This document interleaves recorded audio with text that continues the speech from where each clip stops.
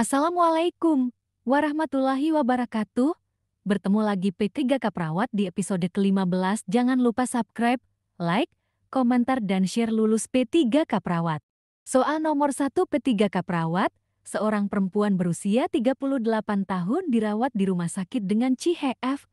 Hasil pengkajian pasien mengeluh sesak napas dengan frekuensi napas 30 kali menit, tampak megap-megap dan penggunaan otot bantu napas serta saturasi oksigen 85%.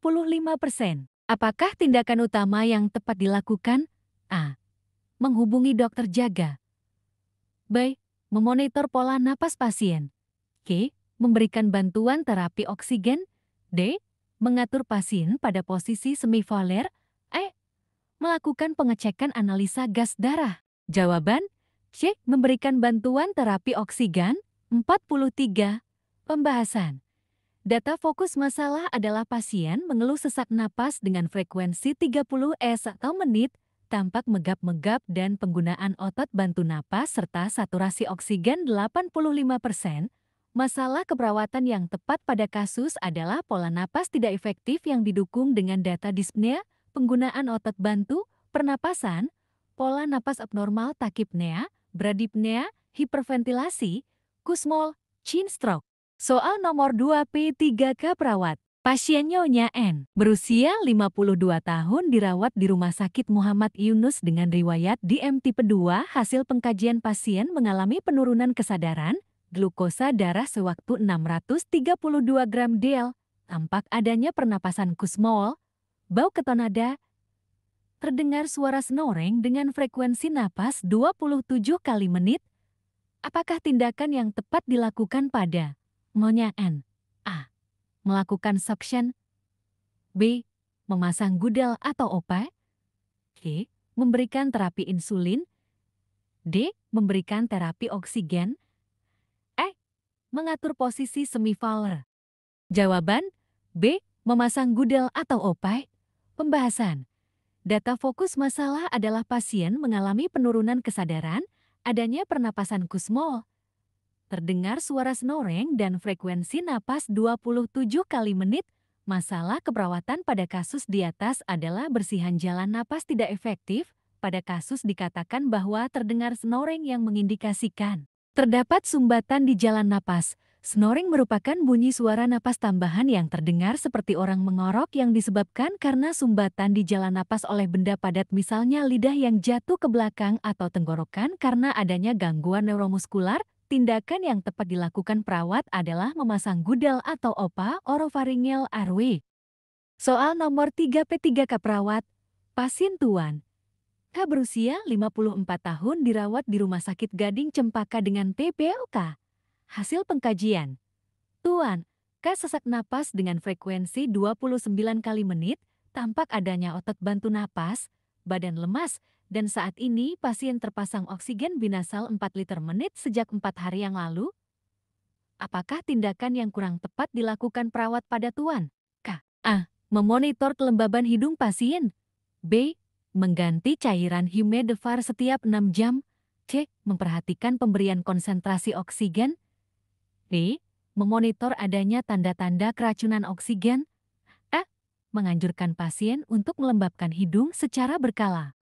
Jawaban B. Mengganti cairan humidifier setiap 6 jam. Pembahasan duta fokus masalah adalah pasien sesak napas dengan frekuensi 29 kali menit, tampak adanya otot bantu napas dan saat ini pasien terpasang oksigen binasal 4 liter menit sejak 4 hari yang lalu. Pada pasien dengan gangguan pernapasan yang mendapatkan terapi oksigen dalam jangka waktu yang cukup lama, hal ini bergantung pada adanya peningkatan kadar oksigen yang ditunjukkan dengan penurunan gejala sesak napas pada pasien dan hasil laboratorium. Humidifier adalah suatu alat untuk melembabkan oksigen sebelum diterima oleh pasien. Humidifikasi bertujuan untuk mencegah terjadinya iritasi mukosa saluran napas pasien. Air dalam humidifier harus air steril dan diganti setiap 24 jam.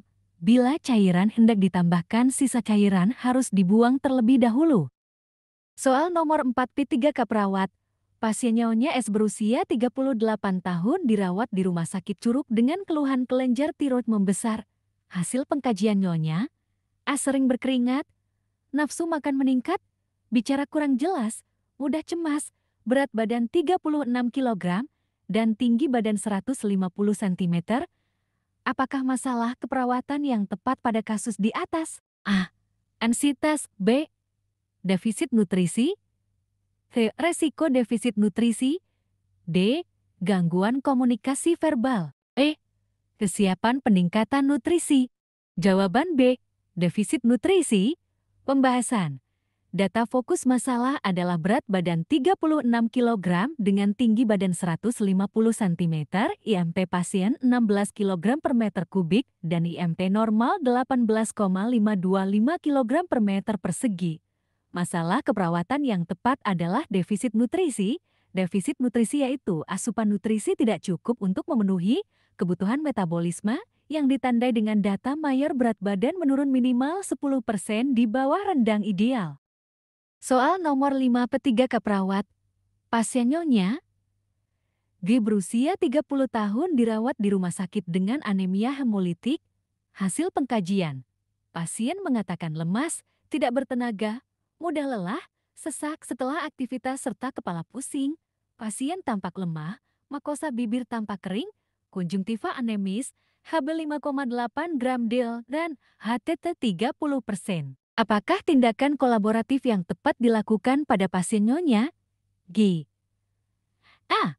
Memberikan terapi albumin 25%. B. Memberikan terapi transfusi trombosit. C. Memberikan terapi tablet tambah darah. D. Memberikan transfusi darah packed red cell PRC. E. Memberikan transfusi whole blood cell WBC darah lengkap. Jawaban D. Memberikan transfusi darah packed red cell PRC. Pembahasan. Data fokus masalah adalah pasien mengatakan lemas tidak bertenaga, mudah lelah, sesak setelah aktivitas serta kepala pusing.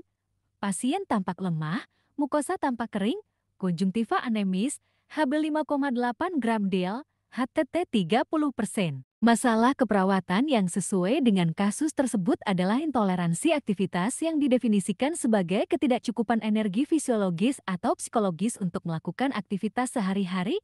Tindakan kolaboratif yang tepat dilakukan adalah dengan memberikan transfusi darah PRC packed red cell. Transfusi darah bertujuan untuk meningkatkan jumlah sel darah merah pasien dan mengganti sel darah yang rusak secara tepat. Soal nomor 6 P3 Kaperawat. Pasien Tuan M berusia 52 tahun dirawat di Rumah Sakit M. Yunus dengan penyakit jantung koroner. Pada saat pasien berpindah dari kursi roda ke tempat tidur, pasien mengeluh nyeri pada dada dan disertai sesak napas. Hasil pengkajian. Pasien tampak kelelahan, frekuensi napas 26 kali menit, frekuensi nadi 108 kali menit dan gambaran EKG aritmia. Apakah masalah keperawatan yang tepat pada Tuan M? A. Kelelahan. B. Nyeri kronis. C. Intoleransi aktivitas. D. Pola napas tidak efektif. E. Penurunan curah jantung. Jawaban C. Intoleransi aktivitas. Pembahasan. Data fokus masalah adalah pasien mengeluh nyeri dada dan sesak napas setelah berpindah dari kursi roda ke tempat tidur. Kelelahan setelah berpindah posisi, frekuensi napas meningkat 26 kali menit, frekuensi nadi meningkat 108 kali menit, dan setelah berpindah posisi juga terlihat gambaran EKG aritmia. Masalah keperawatan yang tepat intoleransi aktivitas. Soal nomor 7 P3 Kaperawat. Tuan Y berusia 50 tahun dirawat di Rumah Sakit UME dengan sirosis hepatis. Pasien mengeluh napas terasa sesak ketika berbaring, nyeri skala 8 pada perut kanan atas sejak 2 bulan terakhir, dan bengkak pada ekstremitas bawah. Pasien tampak merengis kesakitan, nadi 100 kali menit, respirasi 25 kali menit, dan sklera ikterik. Apakah masalah keperawatan yang tepat pada pasien Tuan Y? A. Nyeri akut. B. Intoleransi aktivitas. C. Gangguan rasa nyaman. D. Pola napas tidak efektif. E. Kelebihan volume cairan. Jawaban A. Nyeri akut. Pembahasan. Data fokus masalah adalah pasien mengeluh nyeri pada perut kanan atas sejak 2 bulan, skala nyeri ke-8. Pasien tampak merengis kesakitan. Masalah keperawatan yang tepat adalah nyeri akut. Sekian dan terima kasih. Sukses seleksi P3K Perawat. Jangan lupa subscribe, like, share, dan komentar ya.